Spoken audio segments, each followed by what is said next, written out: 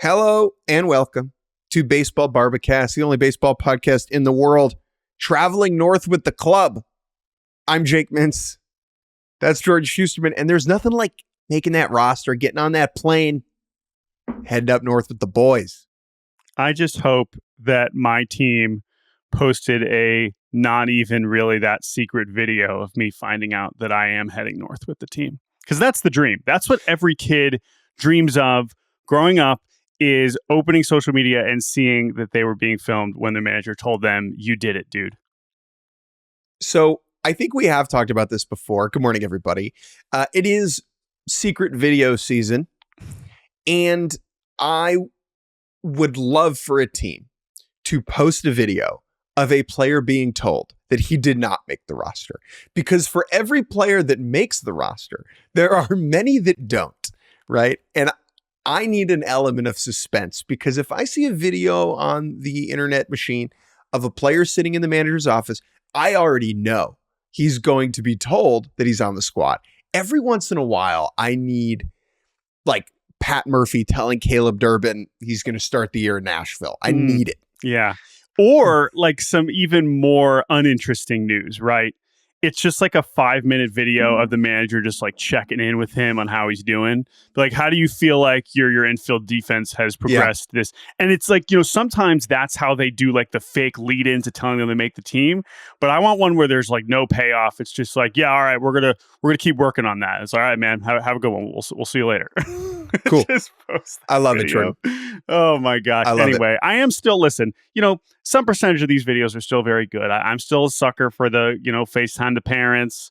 Like, it's fine. This is all good. It's just that it's become very formulaic to the point where I'm expecting it now, and I'm no longer like that excited to watch those videos. But congratulations to everyone who made the team.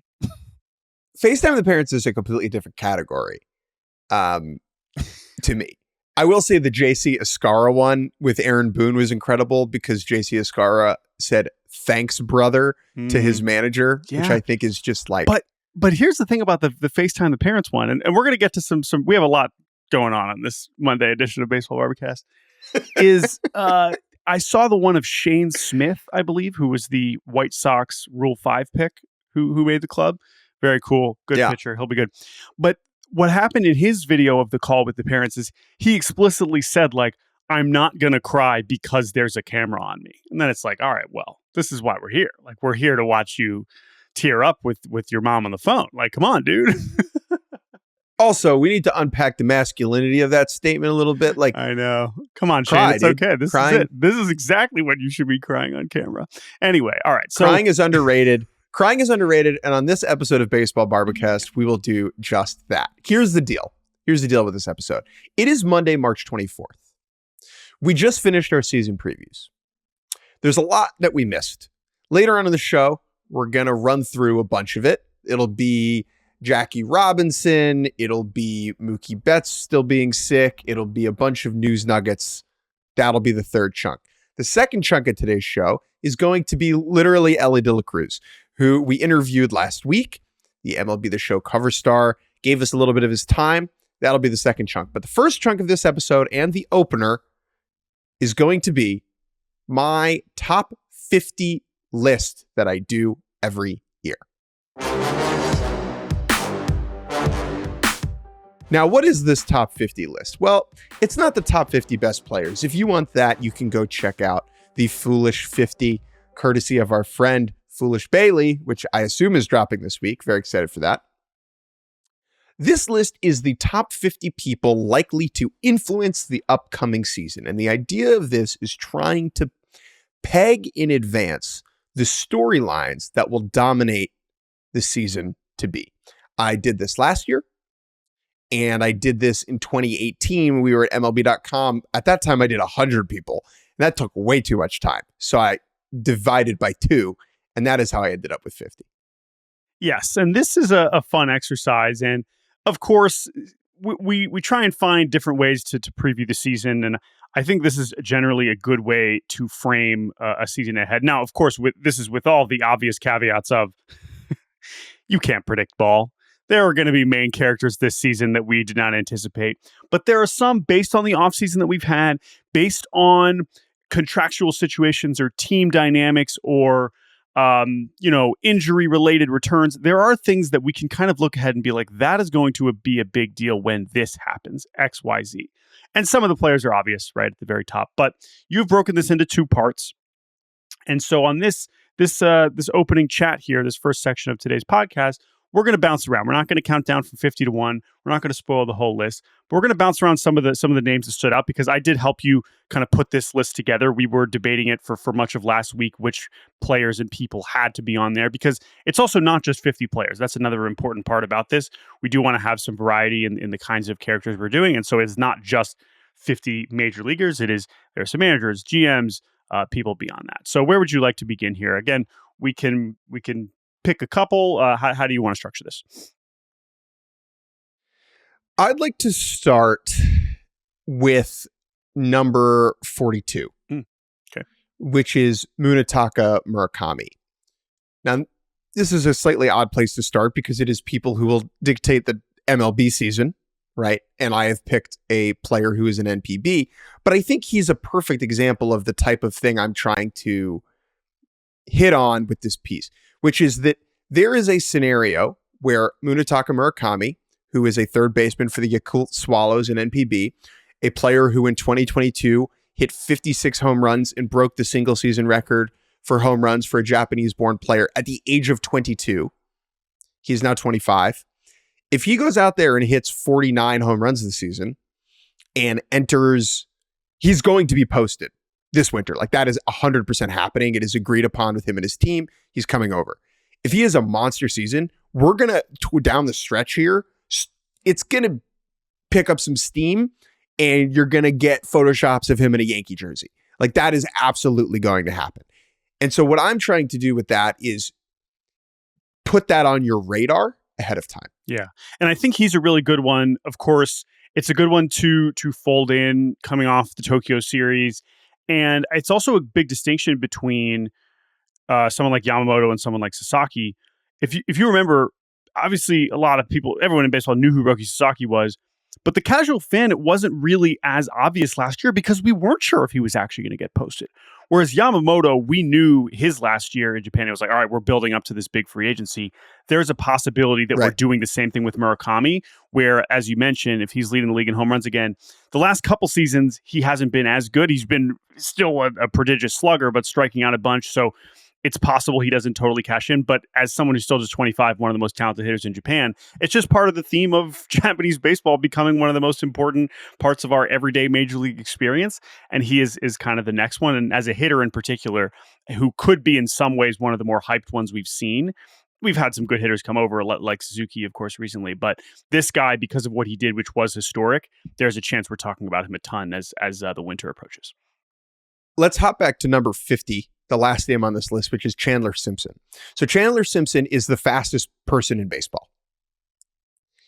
He is not going to start the year with the Rays. He's an outfield prospect. At some point this year, he will debut and he will conjure up a base running highlight reel that you cannot fathom, that you cannot imagine. He brings a very different style of baseball that we used to see all the time, where he's just trying to touch it with the bat and let himself scoot down to first base. I cannot wait to see it. I feel so confident that it's going to be a thing. And that is, I guess, the whole thing of this list, right? It's like, what is going to be a thing this year? Yeah. And I think the Chandler Simpson one is a funny one after last year, where you used the number 50 spot to put Victor Scott, who also stole nearly 100 bases in the minors. And it was like, okay, this is going to be the guy that's blowing everyone away with his speed. The difference in the two and why Chandler Simpson, there's more optimism that he's going to be able to maximize this otherworldly ability is he puts the bat on the ball in a way. And he's faster. And he is faster. He's faster. I mean, Victor Scott obviously is also one of the 10 fastest players on the planet. But Chandler Simpson is a different level. And the fact that he doesn't strike out ever and swings all the time is different. Whereas Victor Scott, obviously his hit tool was exposed last year to where he was not relevant. However, it is worth saying that Victor Scott did win the opening day center fielder job for the Cardinals this season. And perhaps he will also make some level of effort if he is getting enough playing time to lead Major League Baseball in stolen bases. Let's go to number 35. Jed Hoyer, the president of baseball operations for the Chicago Cubs. It feels like there is a spot for this style of person every year on my list, and it is the executive with heat on the chair. The Chicago Cubs have not won a playoff game since 2017. 2017. It is the fourth longest drought in MLB. The only teams with longer droughts are? The Orioles. Yep. The Angels. Yep. The Pirates. And who's the one more? That's it. Oh, they're that's the fourth. Oh, four. Okay. That's it. There you go. That's not good when you're the Cubs and you have tons of money to spend. And Jed Hoyer, who took over operational control of the Cubs in November of 2020, he was the one who oversaw the teardown, right? In 2021, they trade away Rizzo and Bryant and Baez, and they embark on this rebuild. And even though the team was competent last year, that's not the bar here. That's not the threshold. Like, the Cubs need to be in the playoffs in this era of sports. And with Hoyer's contract up at the end of the year, you started to see a little bit of that urgency over the winter when he went and traded for Kyle Tucker, mortgaging the future a little bit for the present. And perhaps mortgaging the present for the present, as Cam Smith might be the opening day right fielder. Sorry, anyway, continue. Cam Smith also on this list. Also on this list. But Jed Hoyer is just a fascinating character because he has to act not desperately, but urgently. That's the thing. And that is what's most interesting is we look at through the lens of how they acted this past offseason. Now, he was also limited in, clearly, the Cubs were only willing to spend a certain amount of money. You know, they tried to get Tanner Scott. They get outbid. They don't have any interest in pursuing Corbin Burns or some of the other guys at the top of the market. They did a fake Bregman pursuit. Sure. That's one way to put it. It doesn't seem like they finished second on Bregman, but they were involved to some degree. But to your point, for projecting to the forward into the season, it's, does he make a Kyle Tucker style trade in July or some version of that? You know, if they are close enough, do they continue? They still have a bunch of prospects they could trade. Is there more urgency expressed if they are hopefully in the mix? And that brings us to our next chunk of players at 32, 33, and 34. I have this labeled as needle-moving trade chips. Sure. And that is Sandy Alcantara, Luis Robert Jr., and Nolan Arenado. Something that I am very interested in about this season is that there are only two teams entering this season with zero legitimate plans of competing. That is a number that is usually much higher than that. That there are teams that are maybe not tanking, but they are not showing up. The general manager is not showing up expecting to win a World Series or make the playoffs. And the Marlins and the White Sox are really the only two teams in the middle of a legitimate, disastrous, ugly teardown. And that makes their top trade chips, Sandy Alcantara. Purposeful teardown, right? We know the Rockies. Purposeful. We know the Rockies are doing their own thing and they're going to lose 100 games. But this is the plan. We're trying to lose. Sure. And like the Angels are like the Rockies, where it's like they think that they're trying, and I guess the way to say it is the White Sox and the Marlins are willing to trade away good players in the offseason for prospects. Now, the Cardinals kind of fit into this too, because they might be at that point. I think they're the team most likely to pull the plug and start trading away pieces at the deadline. And that's where Nolan Arenado comes in, a player who we thought would be traded already. He has not been. I'm more compelled by Alcantara and Robert just because of how potentially game-changing they can be when they're going right. Like, Alcantara won the Cy Young in 2022, was compromised and probably hurt and still pretty good in 2023. Got TJ, missed all of 2024. He's starting on opening day for the Marlins. If he has a good 2 months, he will be on a plane to another city. I feel very confident about that. Robert is a lot more of a volatile piece just because he's had so many injuries, so many ups and downs. But his 2023 was superb from a production standpoint, and every single team could use Luis Robert Jr. Yeah. The one other name, I'll let you choose since it's your list. The one other group that I want to talk about in the back half of the list, and then we can skip ahead to maybe a couple in the top half. Do you want to talk about Dominguez or the Jacksons? Because I'm super compelled by both. You go. Which one would you? No, you go. Okay. After you. Let's talk about Jasson Dominguez. So we debated, obviously when you're doing a list of 50 and it's like, okay, who are the teams we're going to be talking about the most? You know that the Dodgers and Yankees, you could argue for a lot of players that are going to be in the news regarding this season. Correct. And there are a few Yankees you could choose, some of whom have certainly elevated even since the beginning of spring training as injuries have happened and Garrett Cole's gone down. And you could look at the pitchers and Stroman and all these things. And Fried, oh man, a $200 million pitcher. To me, Jazz, Austin Wells. Sure, like Volpe, of course, right. We talk about the Yankees all the time.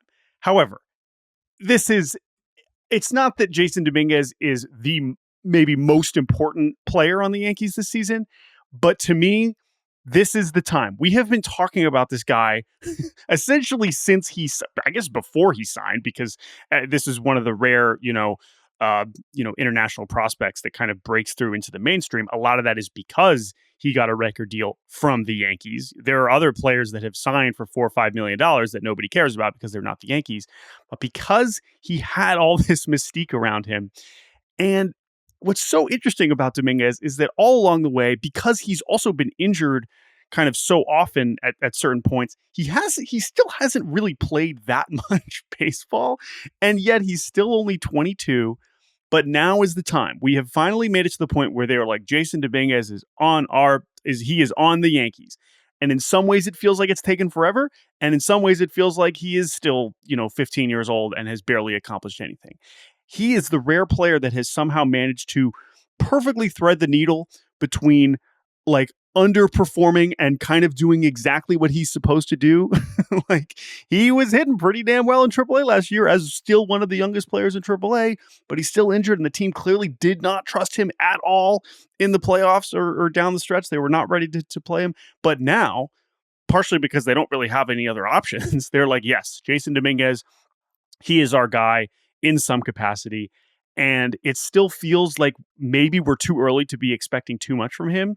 But at the same time, if he's able to become an above average hitter on the Yankees at age 22, as he was supposed to be when he was 13 or whatever, when unfortunately we were probably hearing about him first and his baseball cards were going for outrageous sums of money. It's cool to finally be here and to finally find out what is this actually going to look like.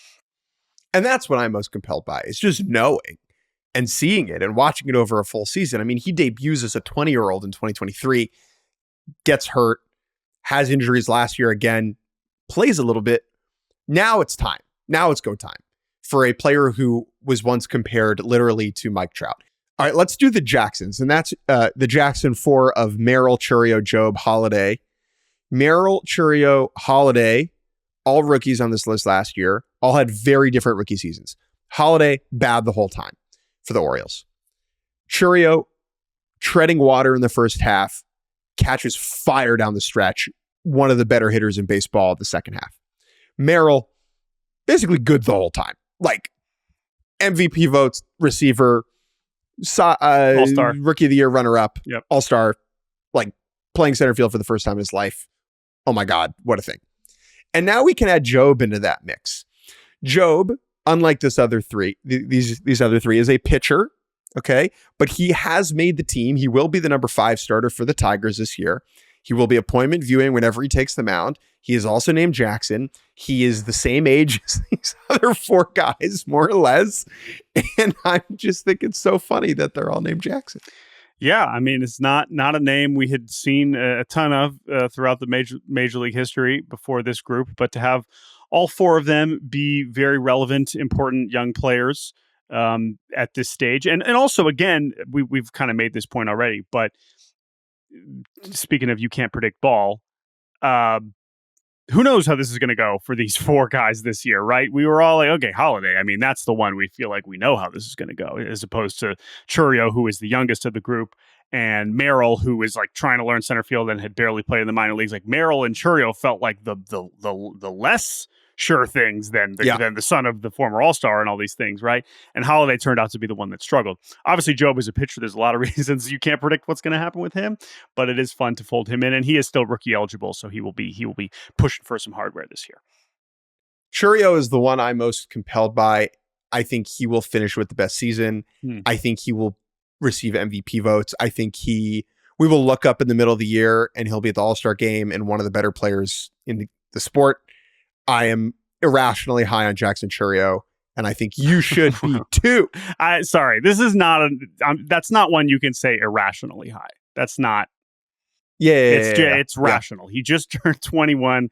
I think he's like a full year or 2 years younger than some of the other guys. He is still the only major leaguer born in 2004.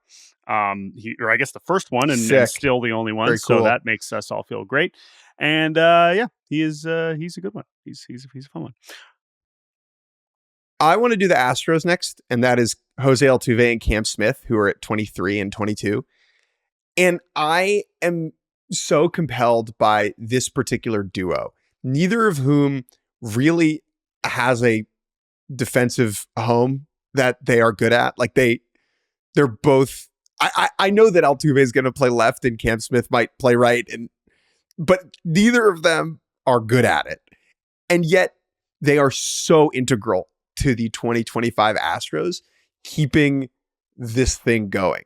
Altuve, who is inching through his 30s, is moving to left, and his offensive game took a step back last year, and he's going to keep trying to rage against the dying of the light. Whereas Cam Smith, who they acquired 3 months ago with dreams of 2027, just showed up to camp and looks relatively ready and will be a meaningful member of this Astros team this season. This duo fascinates me.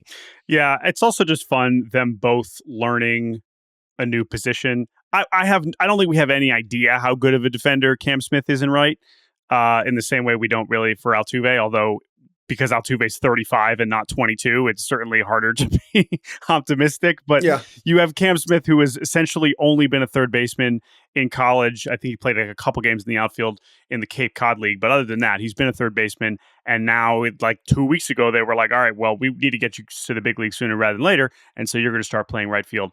The physical spectrum of both of them, I know he's not quite as tall as Aaron Judge, but still Cam Smith, who, is built like Superman, and having him and Altuve kind of in the corners is pretty great.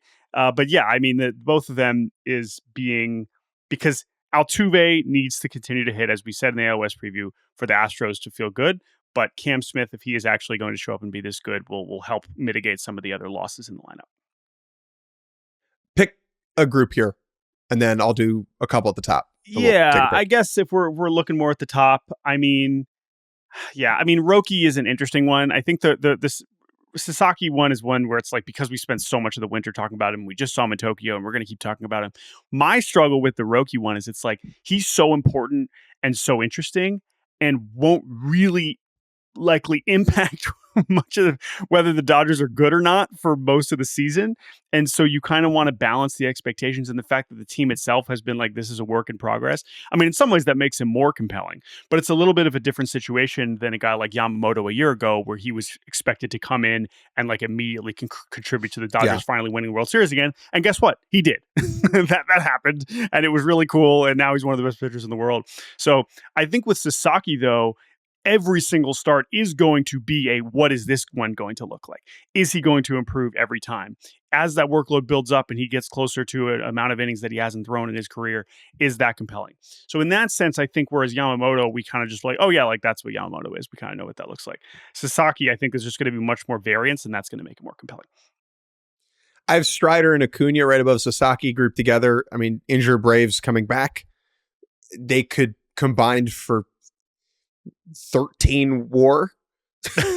I mean, that feels aggressive based on how much they're going to play. If Acuna's not going to play until May and isn't going to run, and Okay, let's say 11. Let's say okay, sure. That still seems pretty bullish, but yes, we get it. We know it could be 11 or 3, right? Yeah, right. Well, yeah. I mean, Acuna. I'm more interested in Acuna, I think, than Strider. Strider, we've already seen. He's back. He pretty much looks like Strider. Acuna, it's more about what is this? What version of are we going to get? And that's influenced by how he looked right before he got injured again. That's influenced by them saying like, okay, dude, like probably shouldn't be running every single time with your multiple ACL tears. That's influenced by, is he a terrible defender? Is he a good defender? Like there's a lot of things that could go into that. And it's influenced by what happened last time he tore an ACL, where it pretty much took him a full season to get back to being Ronald Acuna Jr. And so if he shows up this year and is solid, it's not alarm bells. Will it be an easier return because he's done the ACL rehab before and he knows what to expect? I don't know. I think it is a fascinating mystery box that could swing the entire National League. Yeah. Like it is a huge deal because if they have legit Strider and legit Acuna entering October, they could totally beat the Dodgers, right? And if they don't, it's hard to imagine they can. Let's go to the tippity top. And let's talk about Vlad Jr., who I think you and I don't disagree somewhat about Vlad, but I think we maybe have differing opinions on how important he is. I think you view him in the upper echelon, the tippity top of stardom, and his contract status is is close to where Soto was at last year. I'm a little bit less drawn to it. Well, he's not on the Yankees. So I understand that he's not on the Yankees. Yes. It's not. I still have him at number 2. Sure. I still have him at number 2 in part because I think you made a really strong argument about it. Why don't you walk people through why you see Vlad as such a significant figure for this upcoming season? Yeah, I mean, I think that guys in their contract years is always an easy pick, and we have a couple of those on here. But the Vlad story and how it has continued to evolve, which I mean, again, we could talk about Mark Shapiro going out publicly and being like, yep, we're going to extend him. I feel good about that at this stage, way past the deadline. And Vlad saying, I don't want to talk about it, and then continuing to talk about it nonstop for the last month. All of those things are relevant. But when you combine that with the Blue Jays as a team that we will also be talking about because of their situation that is highly related to Vlad, but not exclusively related to Vlad, it's just the kind of thing that if they are heading in the wrong direction, which as we talked about in the AL East preview, we are, kind of worried that it might be. He is just going to be the one that people are trying to get out of there, whether it's fair to Blue Jays fans or not. Now, based on Mark Shapiro's comments, maybe he doesn't even really care, and he's just like, no, Vlad's going to be a Blue Jay, and he's just living in that fantasy world or a reality world, because maybe you could look at that and be like, well, he wouldn't say that if he didn't think he was going to get this done. But I also just think that Vlad is such an important player. I mean, he has been also as the legacy guy who has become pretty much lived up to the hype, which is a lot of hype, and he has become one of the best hitters on the planet. I think he is someone that casual fans know and care about. And if he is not going to be on the Blue Jays, that would be a huge deal for people beyond Toronto as well. Does Vlad play a playoff game this year? No. I think he's going to play the whole year with the Blue Jays. And then I don't know what's going to happen after that. So, okay, cool. The one player on this list who I wanted higher and Jordan bullied me into dropping was Skenes, who I have at 6. Even now, as I look at this list, I just want to move him up. I think he is so significant. I think his crossover appeal is enormous. I think that he is the only starting pitcher we have right now who is appointment viewing for a casual fan. Like you, Jordan, are turning on the television for Jackson Jobe, but our friends from high school are not. Some of them may do that for Skenes or are more likely to do that for Skenes. And in my opinion, having a pitcher, a character like that, who breaks the season up into fifths where you can schedule your attention around his performance is the best. It's the best. We had this with Jose Fernandez, with R.A. Dickey, Matt Harvey, Jacob deGrom at certain points. Having that peg in the week of, Thursday night, Skenes is throwing, like, I want to sit down and watch that. I think that's a big, big deal. Why were you, saying you're low on Skenes as a storyline is silly because you were like, I would have him in the top 10. But I'm just curious, like, why do you think we differ on that? Yeah, I think that what you're describing was true last year when he finally came up and through the All-Star game, when him starting the All-Star game as a rookie is unbelievable. I still think that by the end of the year, it was already fading to the point where it was like, well, he said the Pirates suck. They're not relevant. Like, okay, great. Skenes going to go out and he's going to pitch well, and the Pirates are maybe going to win, maybe not. And it doesn't matter because they're not going to the postseason. And so if the Pirates can surprise and the Pirates are like within striking distance of the wild card in the second half, yeah, because then it's going to be like, well, if Skenes is pitching, like, this is their chance to win. Like, this is their chance to move forward. Like, Skenes is trying to will this franchise back to the postseason. That could happen, but there's a long way to go to get to that point. And I think that while he is a singular star as a starting pitcher, and I absolutely think he belongs up here, I just think he is going to be burdened by his team in a way that most people will eventually just be like, that's unfortunate. Like, that's really cool. Like, he's awesome. And if I think, and the other way that he could prove you right is if he has like one of the greatest seasons we've ever seen, which you could say, yeah, well, he's capable of that because look what he did as a rookie. But I still think that the bar for that is pretty high. Like, his ERA would need to be like 0.6 on like July 5th. And that's really hard to do. So maybe he does because he has that talent. Otherwise, I just think it's hard for someone on a team we don't think is going to be very good to really be that relevant. Spoken like a man who watched quite a few Felix Hernandez starts. Amen, brother. Shohei Ohtani is obviously number one. Okay, let's take a quick break. Yes.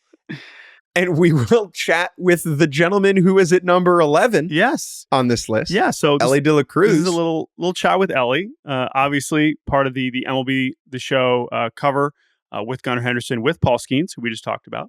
So Elly doing, of course, a lot of promo for MLB The Show, but it was very cool to get to talk to him and talk to him about some of his favorite moments from his young big league career so far, because he is a highlight factory. He is a almost more than, it's a short list of players who are producing more highlights than Elly De La Cruz. So that was kind of how we framed our conversation. Nobody is producing more different types of highlights than Elly De La Cruz, right? He is producing base running, hitting, and fielding. No one else is doing it at the same clip, at the same level that he is in that way. I also want to commend Elly for doing all of this stuff in English. Like, it's really unbelievable and impressive and deserves a lot of kudos. Yes, I did want to mention that. Having been there at the beginning of his major league career, I was there when he debuted, and even then he was already really trying when he was 21, 22. He's already come so far with that. Like, he is confident with it. He is doing interviews in English. Of course, there are some hiccups along the way, but it's incredible. And it's also part of why that's also part of why you want to have him on the cover. That's why you want to have him as one of the face of baseball. Like, it's not necessary, but the fact that he's willing to do it is awesome. And clearly, I think going to help him in a lot of ways. So we love Elly, and it was really cool to get to chat with him. So hopefully you enjoy this brief conversation with Elly De La Cruz. And then we'll be back after our combo with Elly to talk a little bit more about what we missed over the last 2 weeks. We'll be right back on Baseball Barbacast. And welcome back to Baseball Barbacast. We are now very excited to be joined by one of the cover stars of MLB The Show 2025, Elly De La Cruz of the Cincinnati Reds. Elly, thank you so much for joining us. Thank you, guys. So, Elly, being on the cover alongside Paul Skenes and Gunnar Henderson, what is it like? What is it like to play with yourself in a video game? How has that experience been? It's really good, really excited, and I'm really grateful for that. Really excited to share the cover with those guys, those superstars, and I'm so happy. So when you play the game as you, is that cool? Is that weird? Is that fun? It's cool. It's fun. It's really fun to play with yourself in the game. Is that something when you were younger that if you played MLB The Show when you were younger, did you say, I want to be in this game someday? Yeah, absolutely. When I was a little kid, I was like thinking about it. Like I want to play with myself in the show. And now that dream has come true. Not only do you get to use your character, you are on the cover, which is pretty cool. So, Elly, as the baseball world has gotten to know you, I think the first thing, or one of the first things people think about is your speed. I remember when you said I'm the fastest man in the world, but that wasn't necessarily always the case. So when did you know, okay, I'm fast. I might be the fastest man in the world? I've always been fast. Like since I was a little kid, I was fast. But I realized I was so fast in 2020. I worked a lot in the offseason and the COVID and the pandemic, and I I realized I was like so fast. What's the most fun part about being fast? I am not fast. He is not fast.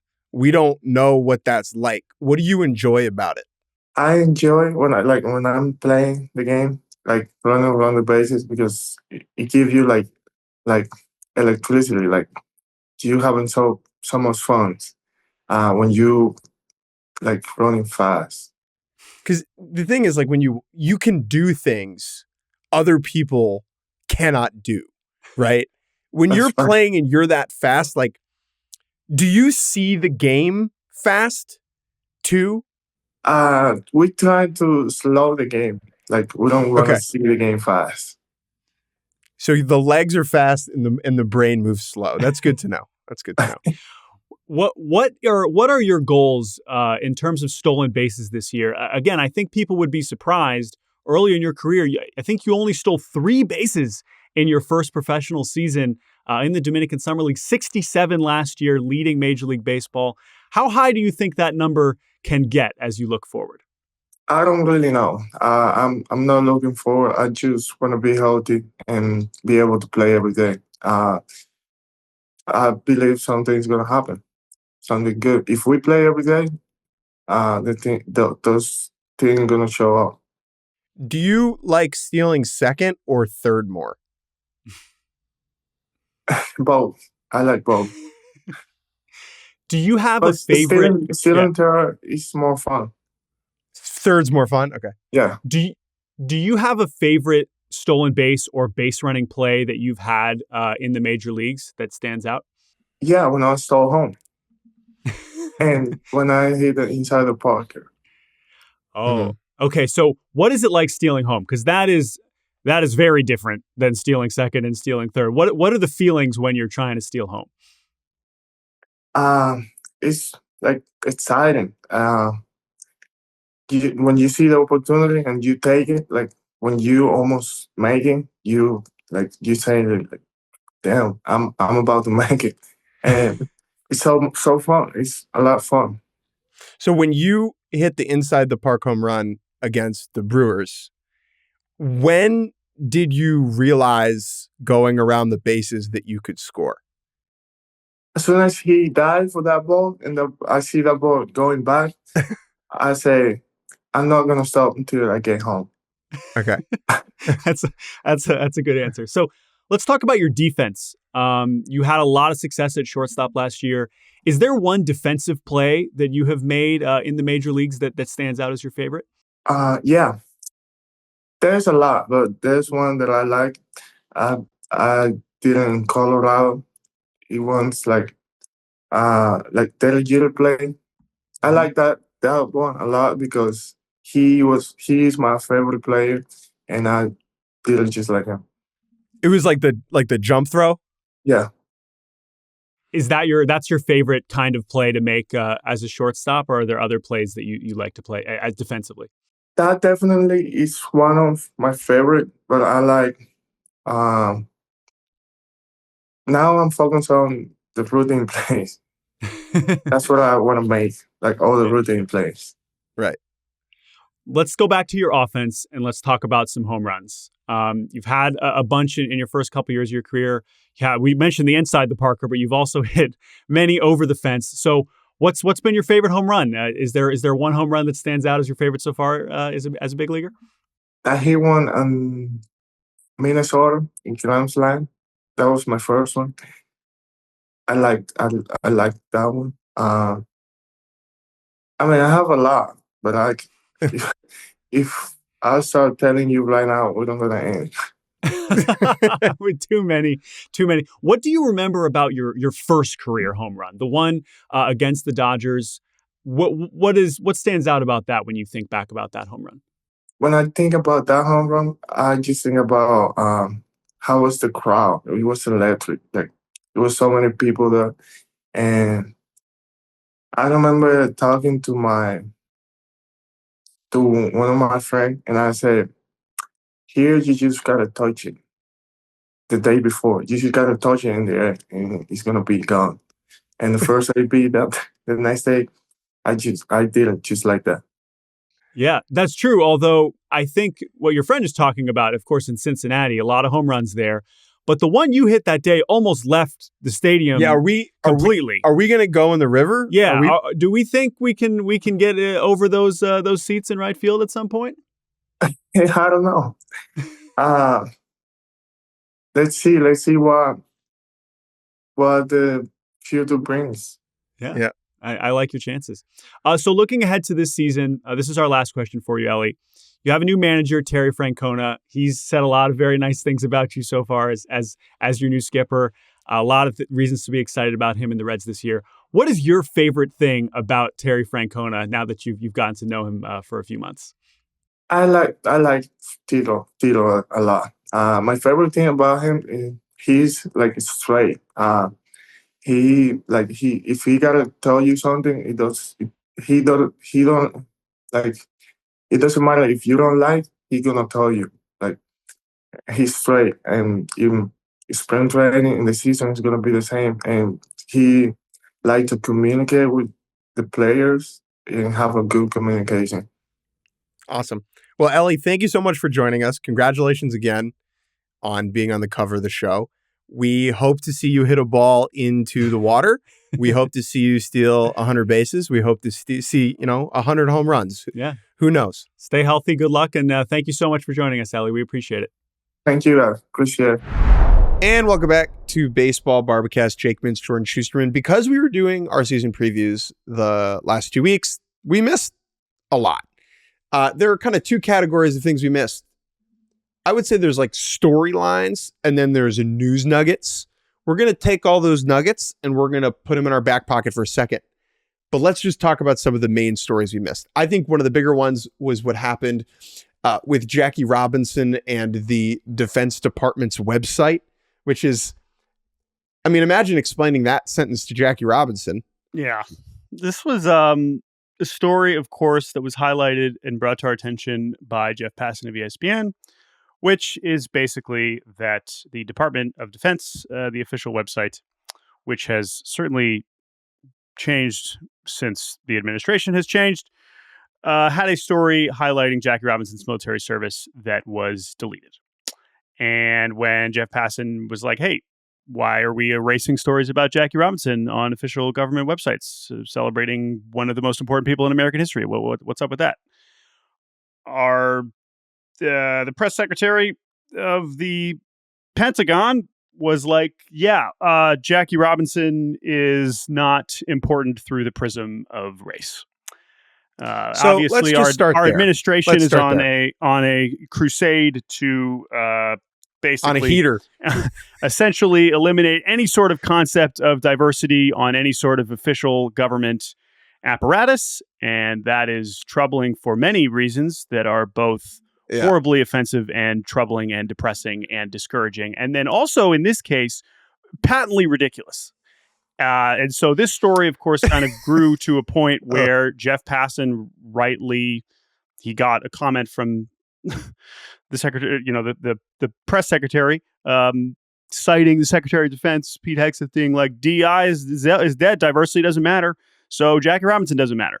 But then, thankfully, to some degree, this story was restored with them being like, oh, no, yeah, you're right. Jackie Robinson's pretty important.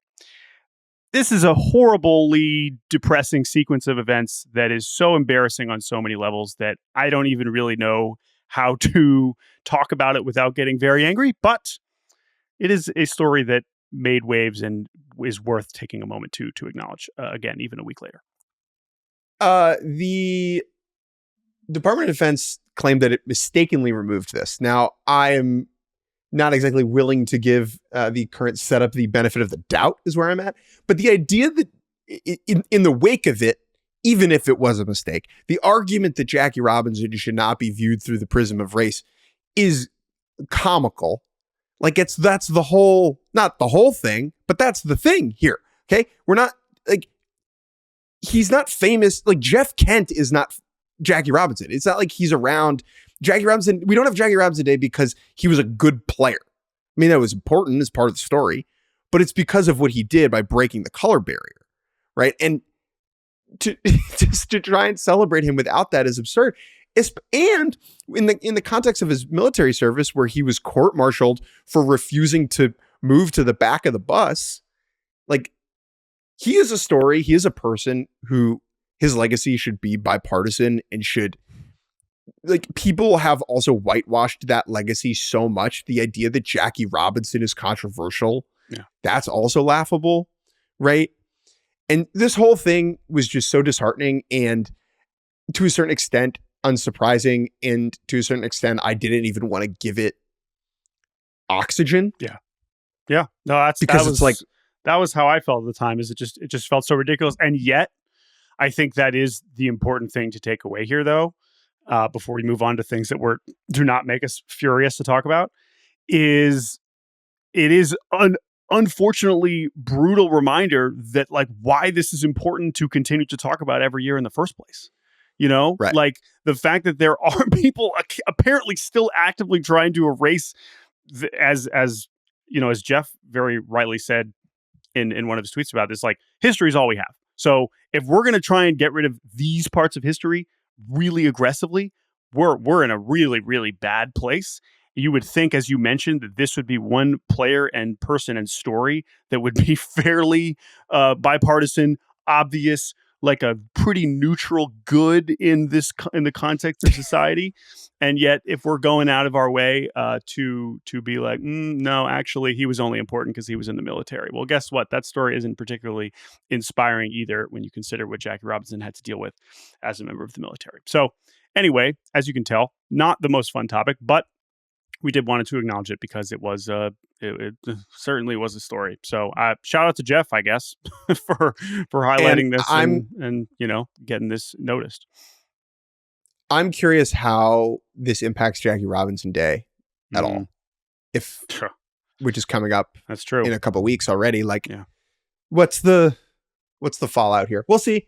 Other nuggets, the TV deal stuff. Yes, this is a brief thing that we wanted to acknowledge because this has been a storyline for the whole offseason, but now I think is a good time to at least point out what has occurred. One of the main things that has angered baseball fans for several years now, since baseball has become more digital and we have MLB TV, is the concept of blackouts. And the very simple way to put it is that if you have MLB TV, in pretty much most cases, you cannot watch the team that is near you if you are living near the home team, because the way MLB TV works is you can't watch the team that is near you because that is the rights of the cable company that broadcasts the games. And so because of that, it has been very difficult for people in their own markets to digitally access their own favorite baseball team through MLB TV without having expensive cable. Last year, there were only 13 teams that allowed for a streaming option for fans in market that they could buy separate from the actual cable company. After this offseason, we have now more than doubled that number to where 27 of the 30 teams, because of a series of complicated, not interesting television negotiations involving different media companies going bankrupt and changing hands and all these things, 27 of the 30 teams now, fans in market can buy a streaming package unrelated to cable to watch their baseball team. The prices are different. You know, the Dodgers are obviously a lot more expensive than, you know, the Pirates and XYZ within market. That's all fine. The point is there is access for fans to watch their favorite team in ways that people watch baseball in 2025. That is good. However the hell we got there, that is a good thing. MLB has received a lot of criticism over the years for the blackout situations, Commissioner Rob Manfred specifically. And if you listen to us, you know, like, we're not out here standing Rob Manfred. I will say, the league was never like amped about blackouts. That was never their goal. The league does want people to be able to watch the product. The current leadership at the league, I think, was kind of grandfathered into this system and hamstrung by the realities of it. And over time, we have seen their desire and willingness to break down and remove the blackouts. Like, that's the goal. That has been the goal, and they have succeeded. Now, it took longer than I think people would like, and maybe there is some criticism worth throwing around there, but we've ended up in a place where there are now just 3 teams where you're blacked out in market, and that's hilariously the Astros, Nationals, and the Orioles. The Nationals, who presumably next year, after getting out of the Masson deal with the Orioles, will be able to go DTC, direct to consumer. So, I mean, this is just a good thing. And and the last thing I'll say is just the fact that this has changed this much in one offseason should just speak to how fast all of this is moving. There's a lot of other complicated factors involving it, but I do think that it is a relevant thing to finally acknowledge now that we have gotten to this point in the offseason. So there you go. Absolutely. Last thing before we do a little news nugget draft, new City Connects. We already have 2 that have dropped, the Nationals and the Astros. We have 6 more teams releasing them this season: Diamondbacks, Red Sox, White Sox, Rockies, Marlins, Giants. My understanding is that the jerseys work on like a 4 or 5 year cycle, where part of the contract stipulation with Nike is that they have to do new ones, which is somewhat unfortunate for teams that nailed the first one, like the Nats and the Cherry Blossoms, or the Marlins and the Sugar Kings ones. We love the Rockies ones. So I wish those were staying in the rotation. But again, at the end of the day, the goal is to sell schmatas, and Nike will continue to do that. That being said, I think the new Astros and Nats ones both rule.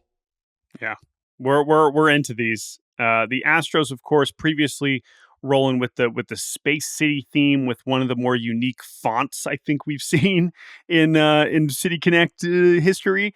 But now they're going with the Stros. The Space City is a little bit more muted. I think it's just part of the patch, and they're leaning into sort of the older school color scheme, and it's sharp. The hat is a little, I don't know about the hat. The hat's it's a little big. The A is a little big, and it's not as obvious that it is an Astros thing. But other than that, I think these are good. And then the Nationals going with the blue DC grid is pretty sharp as well.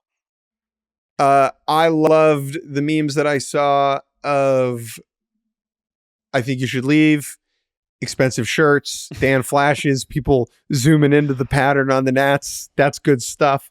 I love that the Astros uniform has a JFK quote on it from his speech at Rice University. Mm-hmm. Why does Rice play Texas? Do the other things not because they are easy, but because they are hard. Hilarious to me. These are good. They look good. That's all I really care about. That's that JFK quote is talking about the Astros offseason. Like, listen, we're going to trade Kyle Tucker. We're going to play Jose Altuve at left. We're going to let Alex Bregman go. Not because it's easy. Cam Smith is like, he's part of this too. He's going to. Why does Cam Smith play Texas? By the way, Cam Smith's going to make any jersey look good. Let's be honest. Cam Smith is what they look like. All right. You could put him in a plastic bag and I'd draft him first. All right. We will continue to react to City Connects as they, I don't know when the next one's coming out, but anyway. Here are the rules of the upcoming exercise, Jordan. We will each draft. Let's do 5 news nuggets from the last 2 weeks. You have a maximum of 45 seconds to talk about your nugget. Yes. I have a clock in front of me. This is an alternative turbo mode segment because we have too much to talk about. We're not going to straight turbo mode it. Anything, if it's an extension, it's a signing, it's an injury, it's a roster decision, all of that is on the board. We will each draft 5. We will take turns. You can have the first pick. I get the first pick? Yeah, go ahead. I will take the Braves. Everything the Braves have done. That includes signing Craig Kimbrell, Alex Verdugo, Jesse Chavez, James McCann, Hector Neris. Okay? That is a quintet of veterans that have just showed up on the Braves in the last few weeks. I'm most fascinated by Verdugo because there's not a clear place for him to be playing. Does he end up getting traded? He's going to start in the minor leagues, I guess, to try and work his way back up. Kimbrell is also hilarious because considering how horrible he was last year, this is like the only place where the fan base is amped to have Craig Kimbrell around. Hopefully he can turn the clock back one more time. And then we also just have to mention this trade that they just made, trading Ian Anderson to the Angels for Jose Suarez, the latest high-end Braves pitching prospect or draft pick to be shipped down. As soon as you are no longer good enough for them, they say adios. But Ian Anderson, what a run. And I'm actually going to use Ian Anderson, who accomplished a lot as a Brave, even though he's still, 25, 26. And it's basically been all downhill since he was, pitching in the World Series. I'm going to use that as a strange transition to my first nugget, which is Mitch Haniger. Mitch Haniger, released by the Seattle Mariners despite being owed $15 million in the final year of his contract. This is someone who, of course, having been acquired in one of Jerry DiPoto's first big deals way back before, I guess it was 2016 or 2017, right before Thanksgiving. I'll never forget it. And he had a hell of a career with the Mariners. And then he left in free agency, went to the Giants. That didn't work out. They traded back for him thinking, oh, maybe this will work out to have him back. It didn't. He has been very injured in recent years and now just really does not fit on this roster to the point where it seems like they decided to move on. Mitch Haniger is one of the coolest Mariners that has existed during this run. And I think that he will always be remembered fondly. It is very unfortunate how this ended, but also I think that it's good that they recognize it instead of trying to continue to force it. So salute to you, Mitch Haniger. You were a hell of a Mariner and delivered some of the greatest moments during this run. To another player who returned to a former team, the Orioles, they said our rotation isn't old enough. And they went out and they signed Kyle Gibson to join the staff. The Birds have been hit somewhat with injuries during camp to Grayson Rodriguez, and that's the main one. And so now they have Kyle Gibson around. I'm not exactly sure how much he'll throw. The rotation already has 5 dudes in it with Eflin, Morton, Kremer, Sugano, and Cade Povich. Who do you think this is like almost betting against? Like, I'm just trying to understand. Povich or Sugano. Yeah. Because right. So, but the funny thing about betting against Sugano and your replacement is just like an older guy who throws even slower. I don't know. This is a weird Sugano, one, but it might end St. up Louis. St. Louis Sugano. All right, Jordan, your turn. All right. I'm going to go with the Tanner Bybee extension. The Guardians also busy. We'll probably talk about the trade that they made.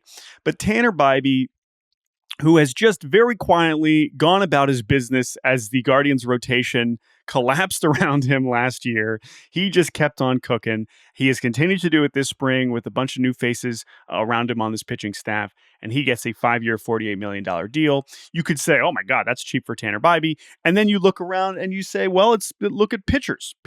Who is also on the Guardians pitching staff who probably could have gotten a lot of money and then didn't? Shane Bieber, Tristan McKenzie, who's now in the bullpen. Like, imagine if he had signed an extend now, who knows if he's going to ever get to cash in. He loves it in Cleveland.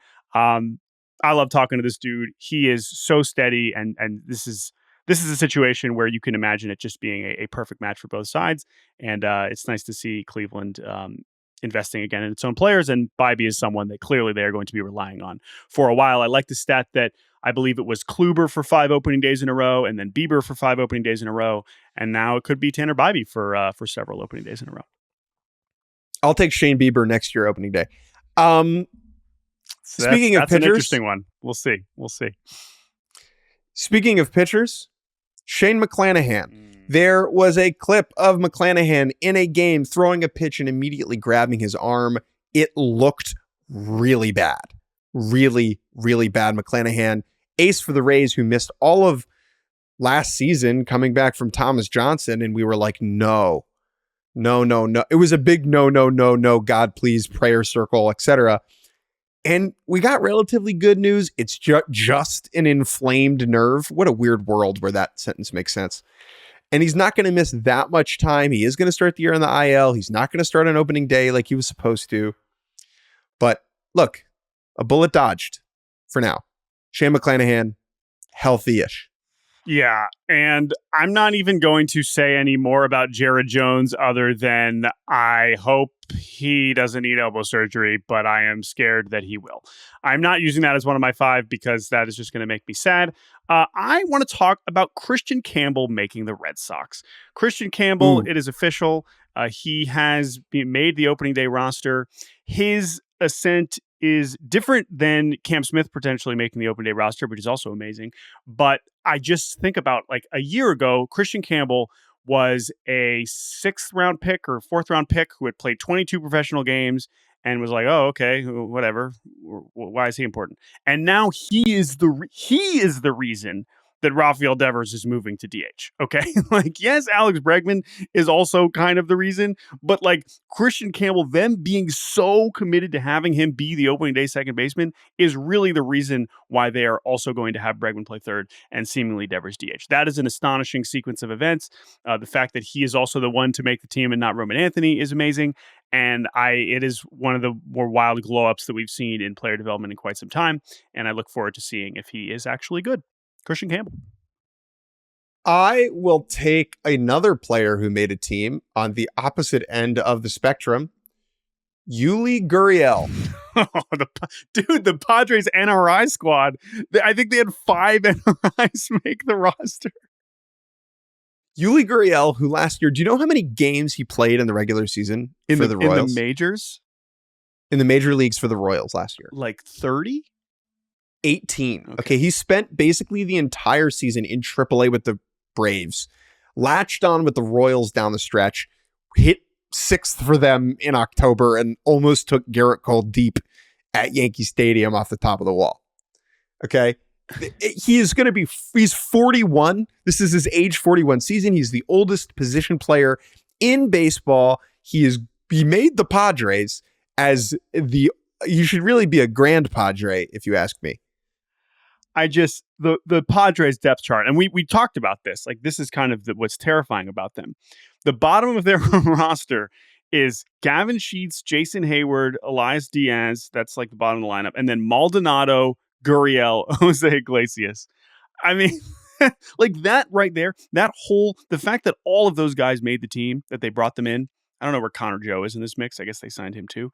That is like what happened. Like AJ Preller traded away everything else, all the depth, all the Graham Paulies and, Nathan Martirellas, all these other guys, they're gone. They are elsewhere.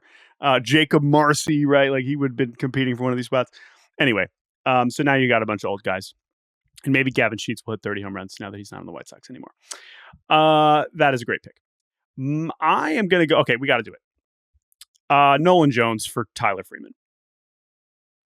The Rockies continue to confound Nolan Jones, who, again, awesome rookie season 2023, injured, disappointing 2024.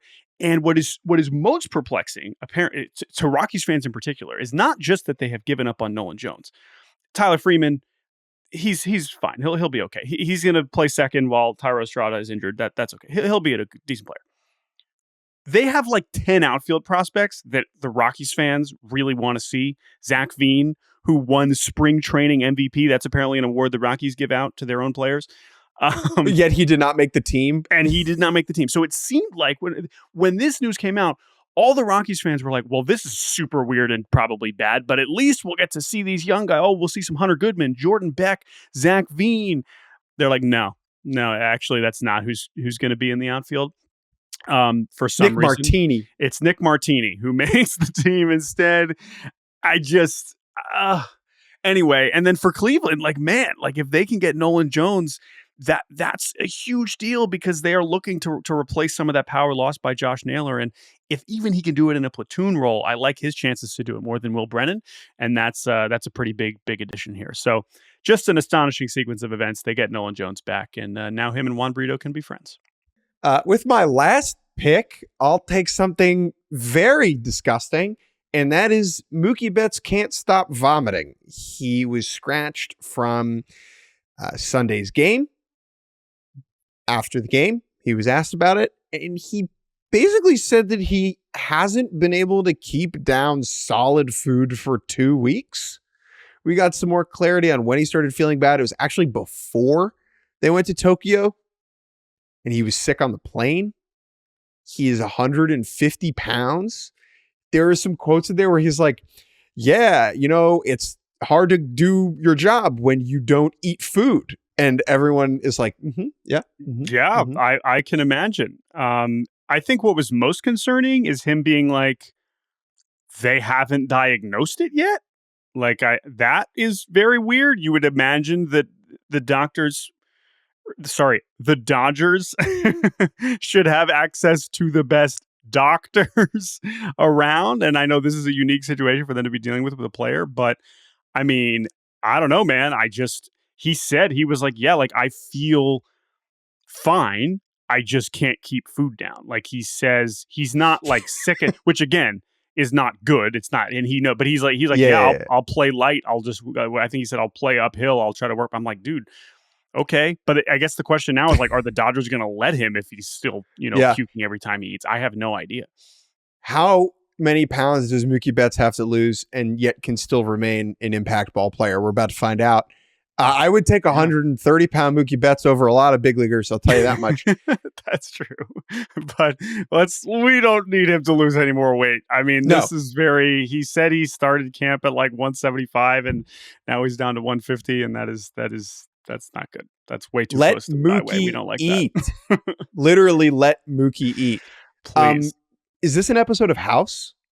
I don't know. I just feel like the Dodgers should be able to find someone to diagnose something here so that we can start heading in the right direction for Mookie Betts. So I don't know. I'm kind of skeptical we're going to see him on Thursday, but against Tarek Skubal, hey, Mookie, you haven't eaten anything for 3 weeks. Here, go face Tarek Skubal. Eat this. like that seems like not the best idea, but wishing the best to Mookie and hope he can figure this out. My last topic. Yeah, geez. My last topic is I'm just going to combine a couple Blue Jays things. Alejandro Kirk gets a $58 million extension. This is interesting to me because he has been seemingly trending the wrong way offensively the last couple of years, but is an elite framer. And most importantly, is really the only catcher that the Blue Jays have. And so this seems to be them. I've talked many times on this podcast. You got to know who your catchers are going to be, no matter where you are in your competitive window. They believe in Alejandro Kirk. He's been great this spring, and he gets a nice, hefty extension. And then the other Blue Jay who will be on the opening day roster that we were not necessarily expecting, although I am excited to see, is Mr. Alan Rodin, one of my favorite prospects in baseball, who has hit his way from being on the Creighton Blue Jays to the Toronto Blue Jays. And I'm just a big fan of this dude's game, and it's cool to see that they are not like, they're like, you know what, Alan Rodin, we're not going to manipulate your service time. We're not going to pretend like you need to work on your defense. Like, you're one of our best players right now. We have some injuries. Come on, come north with us, and not just to Buffalo. Congratulations, Alan Rodin. Congratulations, Alan Rodin, who is an astrophysics nerd and studied it in school, which is what my sister does. She's an astrophysics grad student. And I went up to Alan Rodin in spring training and was like, hey, I know what absorption light line spectroscopy is. And how about that? And he was like, you said that wrong. And I was like, I was close though. And he was like, yeah. So there you go. Doing my best. Doing your best. You to everybody who emailed us, particularly about the YOLO/Sacktown A's. Got a ton of YOLO A's feedback. I got a bunch of people texting me about the YOLO A's. Mostly positive feedback about the YOLO A's. Maybe as the A's continue to become, we'll have them playing in Sacramento soon. Like, we'll reference back some of these emails because I think they were very timely. So we appreciate the feedback there at baseballbarbacast@gmail.com. And I guess opening days this week, Jake. That seems kind of fun. Sick, dude. Thank you to Colin Brennan for producing. Thank you to Jordan Shusterman for podcasting. Thank you to Elly De La Cruz for producing.